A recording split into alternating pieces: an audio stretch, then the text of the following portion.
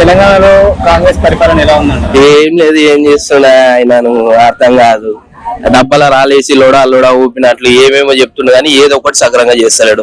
ఒక పింఛన్ లేదు, ఒక రైతు బంధు లేదు, కళ్యాణ లక్ష్మి లేదు, తులం బంగారం అన్నాడు, 2500 మహిళలకు ఇస్తా అన్నాడు, 200 యూనిట్లు కరెంటు ఫ్రీ అన్నాడు, 500 గ్యాస్ సిలిండర్ అన్నాడు. గ్యాస్ సిలిండర్లు ఏమన్నా ఏవి మళ్ళీ ఇవన్నీ చెప్పిండు. ఏమనంటే చక్కగా ఢిల్లీ ఫ్లైట్ వేసుకొని ఢిల్లీకి పోతుండో, రాహుల్ గాంధీ ఏం చెప్తే అది చేస్తా అంటుండు. ఏం ముఖ్యమంత్రి ఏం చేస్తుండో ఏం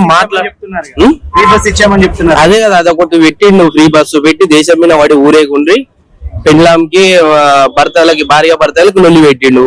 ఇప్పుడు నేను భార్యను కొట్టిండు అనుకో, ఆమె ఆధార్ కార్డు పట్టుకొని పోతుంది, మళ్ళీ రేపు నేను ఎట్లా బతకాలి అది తెలుస్తలేదు. అనవసరంగా బస్సు ఫ్రీ పెట్టిండు, అది గిట్ట లాసే. ఇటువంటివి ఎవరు పెట్టమన్నారు?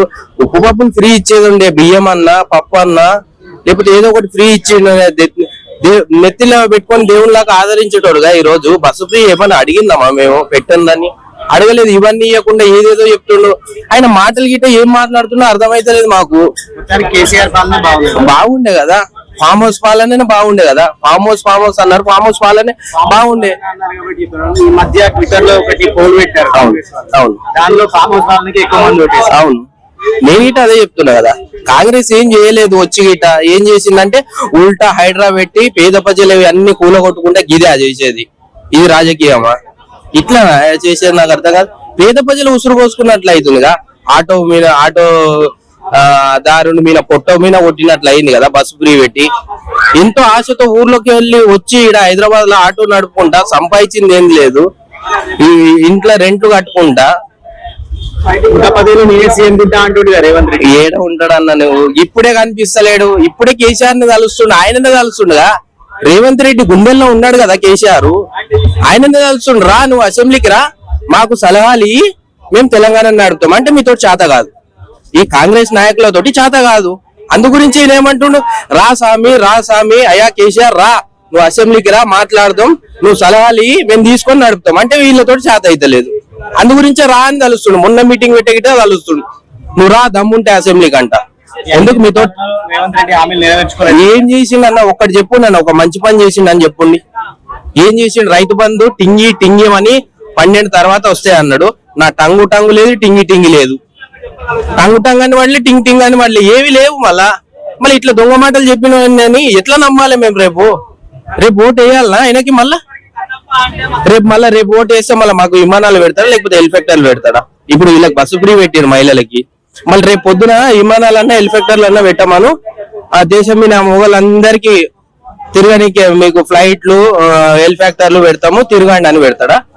ఏం పథకం నాకు అర్థం కాదు. ఆయన ఇచ్చింది ఏంది? ఇందిరమ్మ ఇండ్లు అన్నాడు. ఎక్కడ పోయింది ఇందిరమ్మ ఇండ్లు? కులగారిగానే చేస్తున్నాడు, అది ఎక్కడ పోయా? ఏది లేకుండా అన్ని నోటికి వచ్చిన ఏది పడితే అది మాట్లాడుతుండు. కానీ పేద ప్రజలే ఒక్కటే అన్న, పేద ప్రజల ఎండ్లు కూలగొట్టిండు. అది అసలు వాళ్ళ ఉసురు ఎప్పటికీ ఆయన కలుగుతుంది. నిజంగా చెప్తున్నా, అది మంచి పద్ధతి కాదు. మూసి ముద్దుగా చేస్తున్నాడు. అండర్ గ్రౌండ్ నుంచి గిట్ట ముద్దుగా చేయొచ్చు, ఎవరి పేద ప్రజలు ఇల్లు కూలగొట్టుకోకుండా చేయొచ్చు అండర్ గ్రౌండ్ నుంచి. ఎందుకు చేస్తలేడు ఈ ముఖ్యమంత్రి? ఎవడు అడ్డు వచ్చినా సరే కూలగొడతాడు అంటుండు.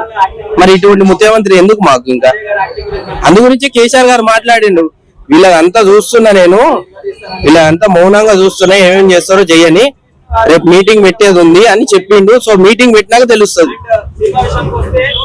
ఇప్పటి వరకు రేవంత్ రెడ్డి కాంగ్రెస్ పార్టీ పరిపాలన ఏం లేదు, జీరో. ఏం చేయలే, జీరో. 4000 పింఛన్ ఇస్తా అన్నాడు, 2000 గిట కేసీఆర్ పెట్టిన 2000 గిట ఇప్పుడు వరకు ఇయ్యలే. 4000 పింఛన్ అన్న మొగోడు ఈ రోజు 2000 గిట ఇయ్యలే. రైతు బంధు పింఛన్ పైసలు 4-5 సార్లు ఎగదింగిండు. అట్లాంటి ఆయనని ఎట్లా నమ్మాలి ముఖ్యమంత్రి అని? ఎట్లా నమ్మాలి రేపన్నాడు? నాకు అర్థం కాదు. తులం బంగారం పెళ్లిళ్ళనే అప్ప చెప్తున్నాడు. ఏది మళ్ళా? ఎంతో మంది పెళ్లిళ్ళు అయినాయి మొన్న ఎండాకాలంలో, మళ్ళీ ఒక్కరికిట తులం బంగారం రాలే. నా ఫ్రెండ్ అడుగుతుండు, పెళ్లి అయిందిరా, ఏమైందిరా, బంగారం ఏదిరా అని. మరి ఇప్పటి వరకు సమాధానం లేదు వాళ్ళది. ముఖ్యమంత్రి గాని ఎమ్మెల్యేలు గాని ఎవరికి అసలు పార్టీ ఉన్నోళ్ళకి మాట్లాడడానికి ఎవరికైనా ధైర్యంగా లీడర్ ఉండాలంటే ఎవరు లేరు. రేవంత్ రెడ్డి గారికి మాట్లాడడానికి వస్తలేదు చక్కగా.